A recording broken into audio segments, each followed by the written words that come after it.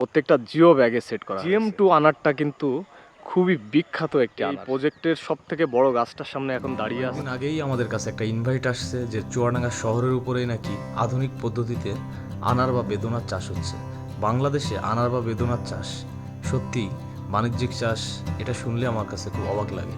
তো আমরা আজকে সেই বাগান এক্সপ্লোর করতে চলছি, আপনাদেরকে সাথে নিয়ে যাব এবং সেই বাগানের টোটাল বিষয়গুলো আপনাদের সামনে কিন্তু তুলে ধরবো। তো সবাই পুরো ভিডিওতে আমাদের সাথেই থাকবেন। আসসালামু আলাইকুম দর্শক, আশা করি সবাই ভালো আছেন। গ্রিন ওয়েভের নতুন একটা এপিসোডে সবাইকে স্বাগতম জানাচ্ছি। বাংলাদেশে সাধারণত পেয়ারা বাগান, আম বাগান, জামরুল বাগান, আমড়া বাগান এইগুলো দেখা যায়। খুব রিসেন্ট কিন্তু আমরা যেটা দেখছি যে বাংলাদেশে আনার বেদনা, সাইট্রাস, আঙ্গুর এইগুলোর কিন্তু খুব চাষ হচ্ছে। এই মুহূর্তে দাঁড়িয়ে আছি চুয়াডাঙ্গা জেলার খুব বড়সড় একটা আনারের প্রজেক্টে।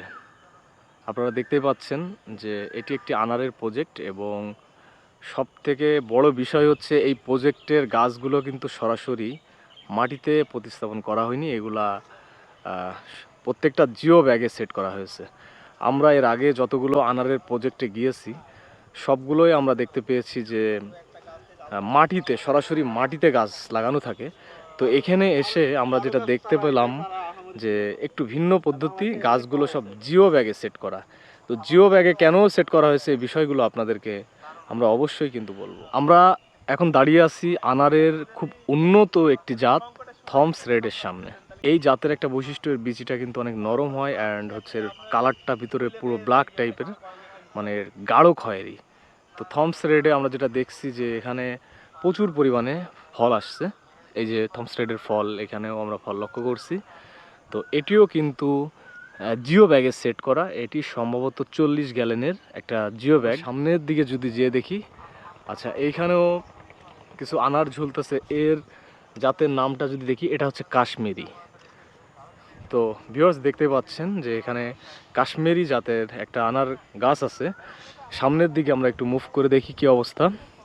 হ্যাঁ, এই জাতটাও খুব ভালো, 5 ফিট একটা গাছে বেশ ভালো ফলন। তো এই জাতটার নাম আমরা এখানে মার্ক করা আছে। ক্রাশ খাইছি, এটা তো GM2। আসলে আনার বিষয়ে যাদের অভিজ্ঞতা আছে তারা কিন্তু জানেন যে GM2 জিনিসটা কি। GM2 সম্পর্কে আমার খুব বেশি কিছু বলার নাই, শুধু একটা জিনিসই বলবো যে GM2ও ফলন আসছে বাগানে এবং গাছটা হচ্ছে 3 ফিট উচ্চতার একটা গাছ, জিও ব্যাগে সেট করা। আচ্ছা, অনেকের প্রশ্ন আসতে পারে যে মাটির উপরে চাষ হচ্ছে বাট কেন জিও ব্যাগে দেওয়া হলো। দেখুন, আমরা এখানে যেটা জানতে পারলাম যে জিও ব্যাগে যদি চাষ করা হয় তাহলে গাছ ছত্রাকের বা পোকামাকড়ের আক্রমণ থেকে রক্ষা পায় অ্যান্ড হচ্ছে খাবার শেয়ারিংটা হয় না। যখন কোনো গাছের খাবার দেওয়া হবে তখন কিন্তু এইটুকের মধ্যে খাবারটা থাকবে, নির্দিষ্ট গাছই খাবার পাবে। আর মাটিতে গাছ থাকলে এই খাবারগুলো কিন্তু সমগ্র মাটিতে এটা শেয়ার হয়ে যায়। তো সবথেকে বড় বিষয় যে আনার গাছের প্রধান সমস্যা হচ্ছে ছত্রাক। এই ছত্রাকের আক্রমণ থেকে এই গাছ কিন্তু জিও ব্যাগে বা টবে ব্যারেলে লাগাইলে এটা রক্ষা পাবে। যেমন সুস্বাদু তেমনি কিন্তু এর ফলনও ভালো হয়। আর এর কালারটা যদি দেখাই, যে দেখতেই পাচ্ছেন এর মানে বাইরের কালারটাও সুন্দর আর ভিতরেও কিন্তু সেম কালার, তো এর থেকে আরও গাঢ় টাইপের হয়। আচ্ছা, এরপরে আমরা আরও একটা গাছের সামনে আসি। এইটার নাম হচ্ছে থাইয়ের পাশে আছে ইরানি। ভিউয়ার্স দেখতে পাচ্ছেন এটা হচ্ছে ইরানিও GM2-র কাছাকাছি কালার। আচ্ছা, এরপরে আছে আফগানি। এই যে আফগানির নাম আমরা আসলে শুনেছি, আজকে বাগানে এসে প্রথম আমরা দেখতে পেলাম। আসলে এটাকে আনার বাগান বলার থেকে আমি প্রদর্শনী স্টল বলতে বেশি খুশি হব, কারণ এখানে প্রায় 100-রও বেশি গাছ আছে। বলা যায় যে কোনোটার সাথে কোনোটা মিল নাই, সবই কিন্তু আলাদা আলাদা ধরনের গাছ। ভিউয়ার্স, এই মুহূর্তে বসে আছি আনারের অন্যতম একটি সেরা জাত গণেশ। এই গণেশ জাতটির ফলগুলো দেখতে কিন্তু খুবই সুন্দর। এটাই হচ্ছে গণেশ, এবং গণেশের এই মাথার এই ডিজাইনটা আমার খুব ভালো লাগে। দেখেন কেমন হোচালো টাইপের। তো গণেশ এই গাছটারও হাইট হবে প্রায় 6 ফিট মতো। আনার বাগানে যদি আপনি অধিক ফলন চান এবং এই গাছটি যদি আপনি বাগানের অর্নামেন্ট হিসেবে ব্যবহার করতে চান, তাহলে অবশ্যই কিন্তু এই রিমন যে জাতটি আছে, অবশ্যই এই রিমন জাতের একটা আনার গাছ কিন্তু আপনার বাগানের অবশ্যই। এই প্রজেক্টের সবথেকে বড় গাছটার সামনে এখন দাঁড়িয়ে আছি, আর এটিও এই জাতটির নামও রিমন। এই যে রিমনের ফল আসা কিন্তু শুরু হয়ে গেছে অলরেডি, আর গাছটা মাশাআল্লাহ খুব সুস্থ সবল, খুব সতেজ, পাতাগুলো দেখেন যে কোনো কোঁকড়ানো ভাব বা ছত্রাকের আক্রমণ এগুলো কিন্তু নাই। আর এখানে ফুল আসা শুরু হয়েছে, তবে আশা করছি খুব শীঘ্রই কিন্তু দ্রুত ফলও চলে আসবে। অ্যান্ড এটাও হচ্ছে হাফ ড্রামে সেট করা। ও আচ্ছা, নিচের দিকে আমরা লক্ষ্য করলাম ফল কিন্তু আসা শুরু হয়েছে।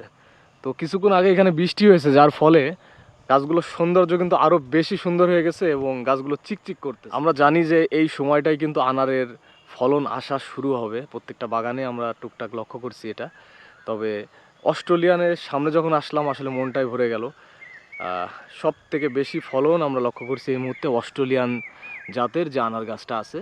এক একটা থোকাতে 3টা 4টা করে আনার আসছে এবং আমরা জানি যে অস্ট্রেলিয়ান জাতটাও কিন্তু বাংলাদেশের আবহাওয়ার জন্য খুব পারফেক্ট একটা জাত।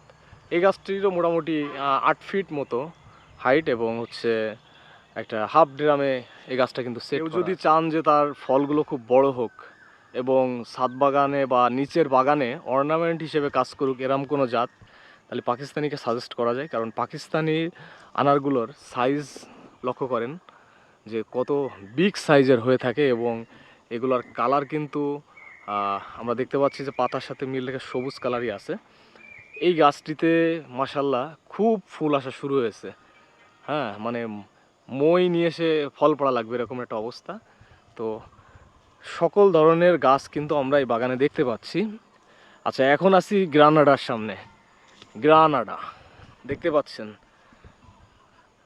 মোটামুটি খুব অভিজ্ঞ পার্সন ছাড়া কিন্তু এই গাছের তফাৎ বের করা কঠিন হয়ে যাবে, কারণ সবই প্রায় একই রকম দেখতে, একই রকম ফল। কাশ্মীরি জাতের যে ফলটি আছে এই ফলটি কিন্তু আমি অলরেডি ধরে আছি। আসলে এইসব এক্সেপশনাল জাতগুলো কিন্তু খুব বেশি দেখা যায় না। আপনি নার্সারিতে যখন রেগুলার কোনো জাত কিনতে যাবেন তখন কিন্তু এই জাতগুলো আপনাকে তারা দিবে না।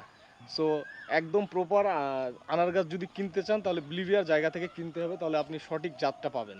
তো এটা হচ্ছে কাশ্মীরি, এবং কাশ্মীরির ফলটা দেখেন যে কত সুন্দর, এবং এটিও কিন্তু জিও ব্যাগে সেট করা। তো এটা হচ্ছে যত বড় হচ্ছে এটার কালারও কিন্তু আস্তে আস্তে চেঞ্জ হয়ে যাচ্ছে। আমরা লক্ষ্য করছি প্রায় 3 শতকের উপরে গড়ে ওঠা এই আনার গাছটির বাগানে সমগ্র দিক থেকেই কিন্তু পরিপূর্ণতা আমরা লক্ষ্য করছি। কারণ এখানে আছে সকল ধরনের উন্নত জাত এবং সুস্থ সবল কিছু গাছ, আর প্রত্যেকটা গাছেই আমরা লক্ষ্য করছি স্ত্রী ফুলের সংখ্যা কিন্তু খুব ভালো আকারে আছে এবং গাছগুলো নির্দিষ্ট দূরত্বেই সাজানো, যেটা এই বাগানের সৌন্দর্য বাড়িয়ে দিয়েছে। এছাড়া প্রচুর পরিমাণে কিন্তু এখান থেকে ফল হারভেস্টিংও করা যাচ্ছে। পাশাপাশি এগুলার কলমের মাধ্যমে আরও অনেক গাছ রেডি করা হচ্ছে।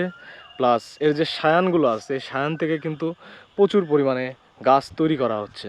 একটা জিনিস আপনাদেরকে দেখাই, এই প্রজেক্টটা এমন একটা প্রজেক্ট যে এই যে আনারের বাগানটা করা হয়েছে আর এই পাশেই সেই এই আনার গাছ থেকে সায়ান সংগ্রহ করে এভাবেই 20 লিটারের বালতিতে এই যে কলম করা হয়েছে। দেশীয় রুটে সায়ানের মাধ্যমে প্রচুর পরিমাণে গাছ কিন্তু রেডি করা হচ্ছে বিক্রির উদ্দেশ্যে। আমরা যখনই কোনো বাগানে এক্সপ্লোর করতে চাই তখনই আপনাদের সেইখান থেকে পাওয়া কোনো টিপস দেওয়ার চেষ্টা করি। তো আনার গাছের ক্ষেত্রে আমরা যে 2টা টিপস এখান থেকে পেলাম, যে আনার গাছ কিন্তু বেশিরভাগ সময় দেখা যাচ্ছে ছত্রাক এবং মাকড়ের আক্রমণে আক্রান্ত হয়। তো আপনারা যারা আনার চাষ করতে চান বা করতেছেন তারা চেষ্টা করবেন যে গাছকে সবসময় ছত্রাক এবং মাকড় মুক্ত রাখার জন্য। আর এ বিষয়ে যদি রাসায়নিক ব্যবহার করতে চান তাহলে অবশ্যই আপনাকে মাকড়নাশক ও ছত্রাকনাশক মাসে 2 বার অন্তত স্প্রে করতে হবে। আর এখন বৃষ্টির সময় চলতেছে, এখন কিন্তু এইগুলো আক্রমণের সংখ্যা বেশি। সো এই 2টা জিনিস থেকে যদি গাছকে রক্ষা করতে পারেন তো ইনশাল্লাহ খুব ভালো রেজাল্ট পাবেন, কারণ আনার কিন্তু বাংলাদেশের বর্তমান আবহাওয়াতে খুব ভালো হচ্ছে। তো চুয়াডাঙ্গা থেকে সবাইকে ধন্যবাদ জানাচ্ছি যারা এতক্ষণ সাথে থেকে আমাদের ভিডিওটা দেখেছেন। তো আপনারা অবশ্যই কিন্তু কমেন্টস করবেন যদি কোনো বিষয় জানার থাকে, এবং কোনো বিষয়ে যদি ভিডিও বানানোর থাকে অবশ্যই আমাদেরকে জানাবেন। আর আমাদের চ্যানেলটি অবশ্যই সবাই সাবস্ক্রাইব করে দিবেন। তো আজকে এ পর্যন্তই, আবার দেখা হবে নতুন কোনো গার্ডেনে বা নতুন কোনো সময়।